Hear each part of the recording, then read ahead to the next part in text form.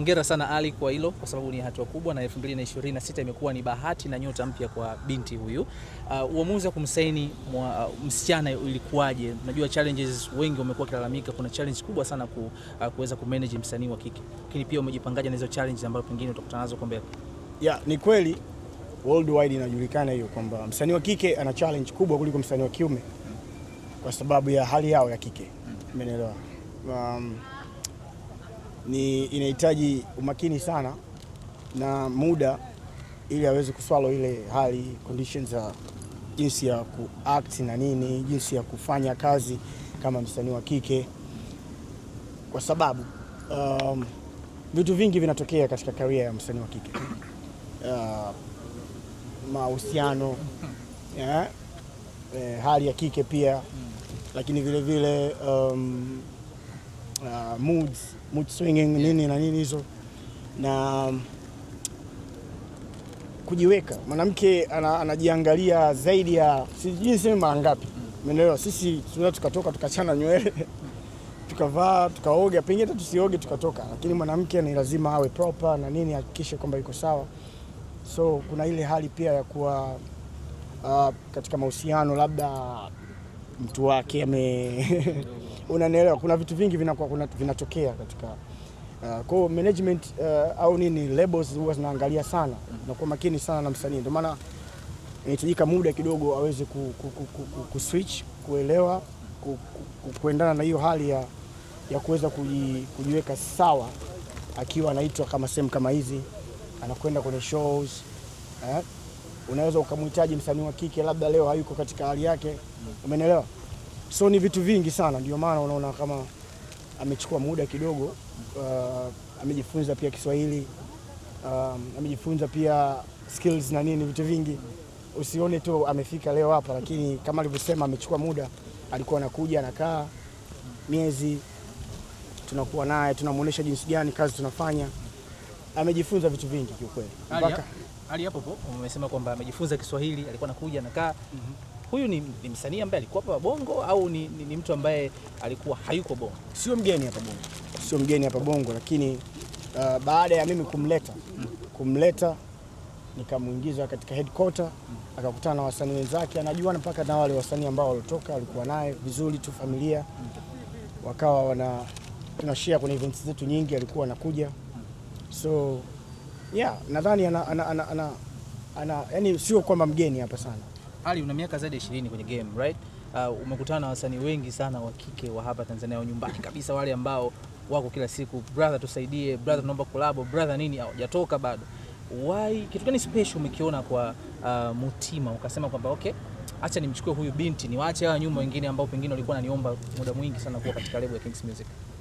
Ni kipaji chake tu, kipaji chake na kipaji kikubwa ambacho nikiona, na she has a very unique tone, unique voice, na pia muonekano wake. Kwa hiyo nimeona kwamba haitokuwa kazi sana kumuuza, kwa sababu anachotakiwa ni kudeliver tu muziki mzuri. Na hakuwa na mipaka yoyote. Unajua kipaji unapokiona kokote kile unachukua. Umeelewa? Hapa sidhani kama kuna kitu labda kinaweza kikawa kimeonyesha kwamba sijataka kuchukua msanii kutoka Tanzania. Hapana. Wapo wasanii wengi wazuri, lakini yeye amebahatika kumtoa Rwanda, Kigali, nikamleta mpaka hapa. It means kwamba nataka kushare talent yake kwa watu waweze kuona na waweze kumpa nafasi. Okay. Sawa, nilimuuliza ni swali, lakini nimependa pia nikuulize na wewe. Umezungumzia kuhusiana na challenge kama mtoto wa kike. Crew ya Kings Music, management yote ambayo iko nyuma, wote ni wanaume. Ali ana marafiki wengi sana wa kike ambao wako front kwa soko karibu yake, na maisha yake tu na masuala wake. Hili pia ukiwa kama boss unaweza kuchallenge hilo. Sasa hiyo challenge unayovercome vipi na msanii feel comfortable kwenye label? She's comfortable, very comfortable, kwa sababu ninachoelewa ni kwamba anaelewa kwamba ana kaka zake wapo Kings. Sio tu hawa, hata wale waliotoka ni bado ni familia ya Kings, na wanawasiliana, wanasaidiana vile vile katika productions na nini. Unajua of course unaweza ukawa umejifunza Kiswahili, lakini kufikiria Kiswahili ndio shida. Umeelewa? Unaweza kuwa unafikiria kwa lugha yako. Sasa jinsi ya kutunga muziki lazima urelate na feelings za watu huko katika Okay. Watu wanatakiwa kusikia vipi, umemaanisha nini, how do you feel katika muziki na nini. So those are the things ambazo ni muhimu sana kwa msanii kudeliver kwa watu ili waweze kuelewa kwamba unaongea unagusa hisia za watu. Umeelewa? So Kiswahili tu. Hata sisi tunapokuwa tunaandika English.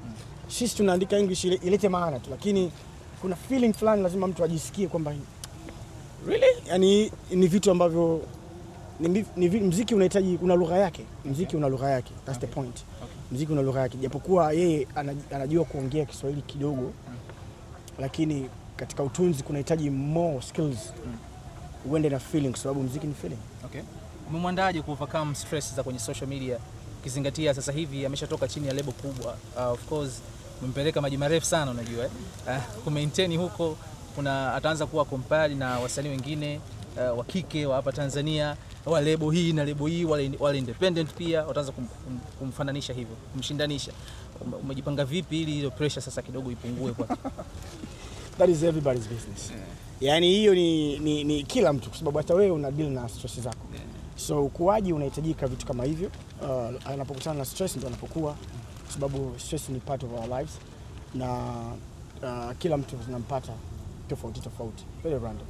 So ya kwake anaweza akashare kwa mtu ambaye anaweza ka feel naye comfortable, kumwambia bwana mimi najisikia hivi na hivi, basi mtu anampa ushauri kidogo, kwa sababu you cannot escape stresses.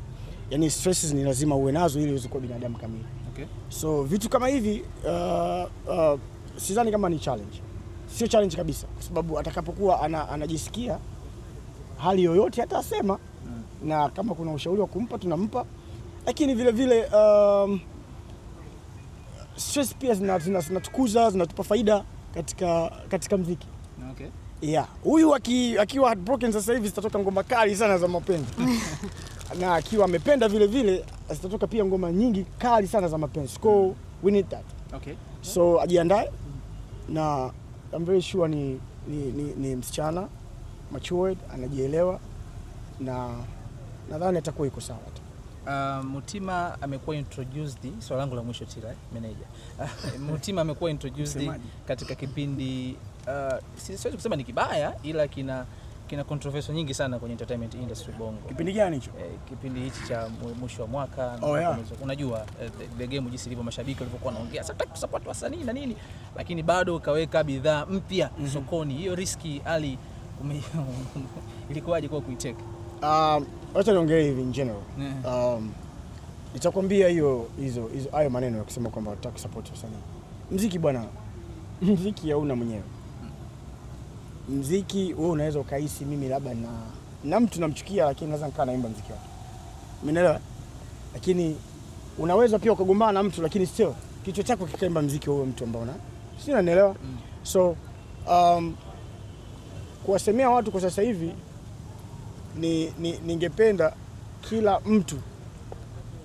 mtu aelewe kwamba ili kitu kiweze kutoka moyoni lazima mtu aongee. Mimi nafurahi watu wanavyosema, wanatoa madukuduku yao, wanatoa maumivu yao. They have rights. Wana haki ya kusema chochote. Lakini chuki huwa haishi milele. Umeelewa? Maybe one day tutawafurahisha. Maybe one day mtu atasema okay, let me just get over it. Anaweza kujisikia iko sawa next time, kwa sababu uchungu una tabia ya kukaa na kuondoka, sio unaishi milele. Umeelewa?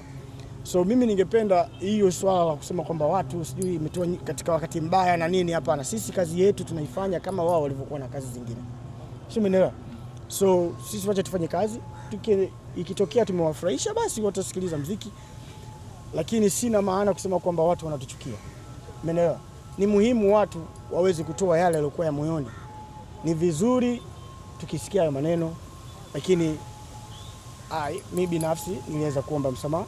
Nikasema kweli najua nimewakwaza, lakini nisameni, kwa sababu it's black and white. Unaona, kwa kilichotokea kila mtu amejisikia vibaya. Sidhani kama kuna msanii hata mmoja amefurahishwa. Sio tu msanii, watu wote. Umeelewa? Watu wote ambao wameshuhudia hayo matukio na vitu vingine, hakuna mtu amefurahishwa. Kwa hivyo sio lengo letu kwa kwanza. Lengo letu ni kwa sisi tufanye kazi yetu na kila mtu afanye kazi yake.